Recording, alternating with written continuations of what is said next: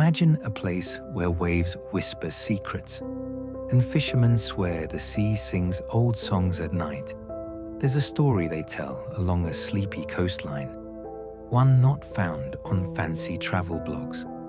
Locals say there was once a kingdom here, a real one, with towers so tall they touched the clouds, or at least tried to. At the heart of it stood a mighty stone castle. Some say it was built by a king who thought he could outsmart the sea. Spoiler, he couldn't. Nobody remembers the exact name of the kingdom. Weird, right? You'd think someone would have written it down. But maybe they did, and the sea took that too. All we have now are whispers passed from great-grandmothers to grandkids half listening over warm soup.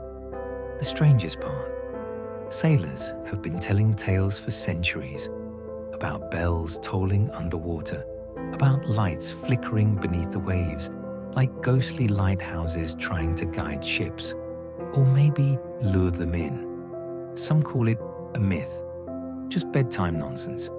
Others, well, they believe, and not just the wear a tinfoil hat crowd either. Even serious historians have raised an eyebrow or two. And here's the kicker. Old maps, the kind drawn by monks with shaky hands and wild imaginations, show a castle-shaped smudge right where the ocean now rolls. A coincidence? Maybe. But what if it's not? What if there was a kingdom, a real, living, breathing place that danced too close to the sea and drowned quietly, forgotten by time, remembered only in ripples and dreams? Don't worry, we'll dig deeper. Just hold your breath. So here's where things get a little spooky and exciting and, well, soggy. See, for years, people thought the sunken kingdom was just a campfire tale, good for scaring kids or selling postcards. But then something strange happened. Someone found something. It started with fishermen. They weren't trying to solve any mysteries. They just wanted fish, simple. But every now and then, they'd pull up more than dinner. Bits of stone, old pots.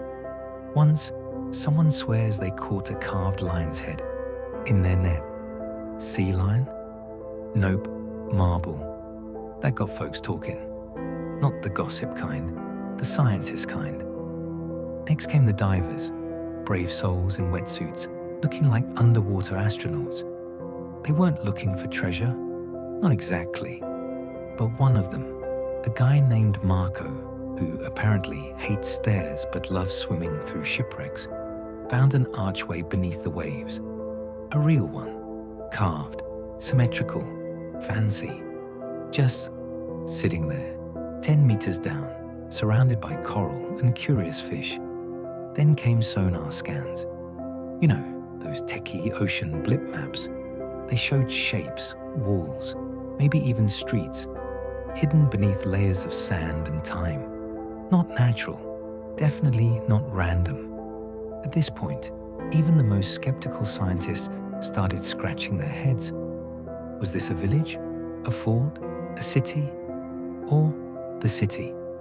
No answers yet, but the clues are stacking up, like forgotten puzzle pieces waiting for someone to notice. One thing's for sure, the sea has secrets, and is not great at keeping them forever. Let's rewind time, way, way back. Before the sea swallowed it, this kingdom, it was alive. Picture this, stone streets warmed by the morning sun, children chasing each other past market stalls, musicians strumming tunes under castle windows. People lived here, laughed here, loved here. You know, before things got wet. The castle? Oh, it wasn't just some gloomy fortress. Nah, it was the heart of the kingdom.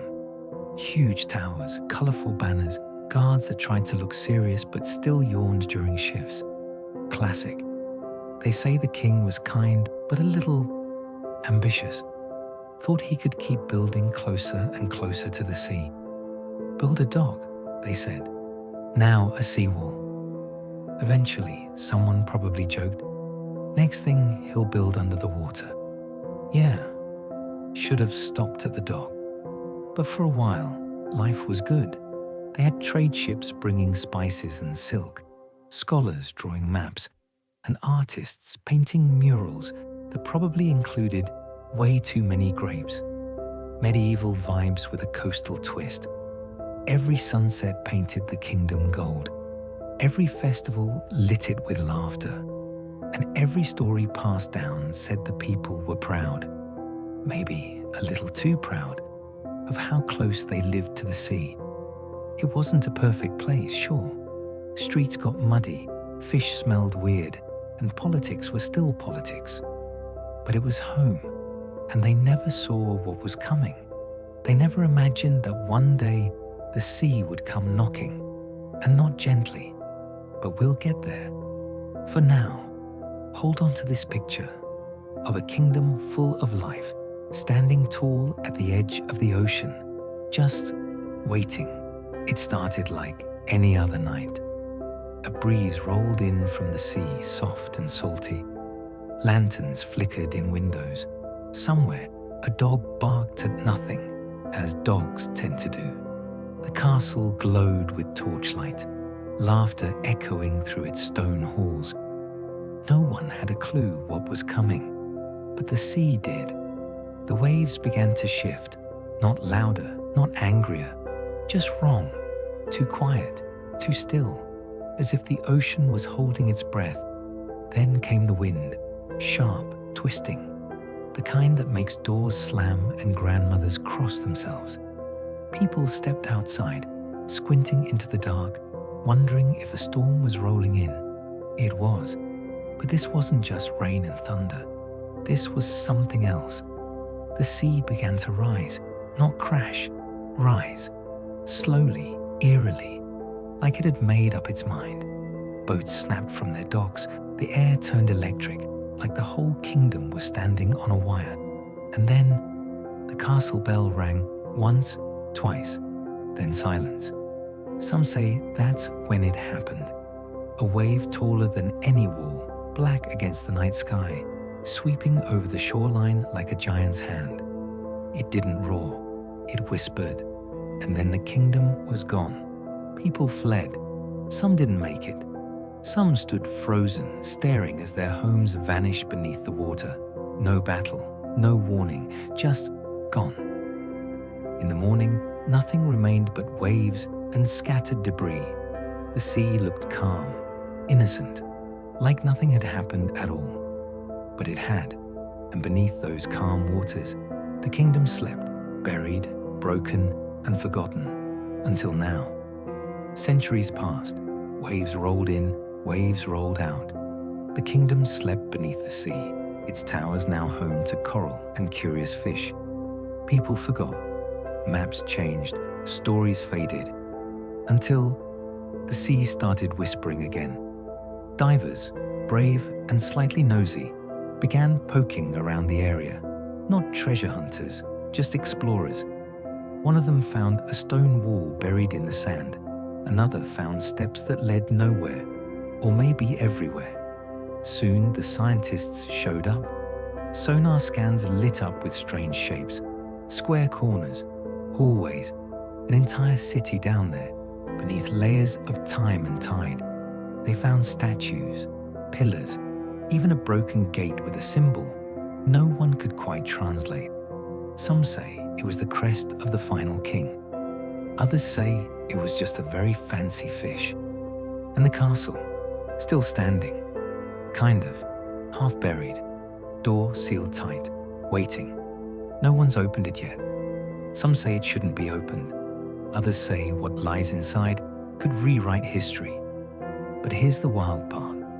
Even now, on certain nights, people along the coast say they hear bells, distant, faint, like the sea itself remembering. So what was it really? A prideful kingdom too close to the water, a curse, a natural disaster, or something we'll never fully understand? Maybe that's the point. Some stories aren't meant to be solved, just told, whispered like waves on old stone. Let them live in that space between truth and myth. And maybe, tonight, while the world quiets down, you'll dream of a castle under the sea, still glowing faintly in the dark.